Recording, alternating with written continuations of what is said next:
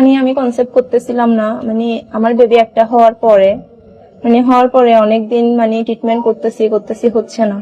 মানে তখন তো অনেক প্রেসারে ছিলাম, মানে আমার হাজবেন্ড বাইরে থাকে, আমার শাশুড়ি বলতেছে মানে আবার বিয়ে করাবে আমার হাজবেন্ডকে। মানে এগুলা নিয়ে আসলে অনেক প্রেসারে ছিলাম, মানে কি করব, তাহলে কি মানে আমার সংসারটাই ভেঙে যাবে, এরকম একটা মানে ডিপ্রেশনে চলে গেছিলাম। তারপর যখন কনসেপ্ট করি তখন তো মানে মানে কনসেপ্ট করছি, এটা শোনার পর মানে আমার কি রকম যে লাগছে, মানে কতটুকু যে আনন্দ লাগছে এটা আমি বলে বোঝাতে পারবো।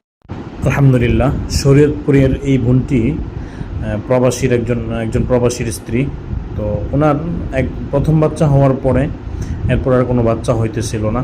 তো অনেক চেষ্টা করছিল। এক পর্যায়ে শাশুড়ি তাকে বাধ্য হয়ে তার ছেলেকে বিবাহ করাতে চাইছিল। তো আলহামদুলিল্লাহ শেষে আমাদের চিকিৎসা নিয়েছে, আলহামদুলিল্লাহ এখন কনসেপ্ট করছে। তো আলহামদুলিল্লাহ কোরআনিক চিকিৎসাই সম্পূর্ণ সফল হয়েছে, আলহামদুলিল্লাহ।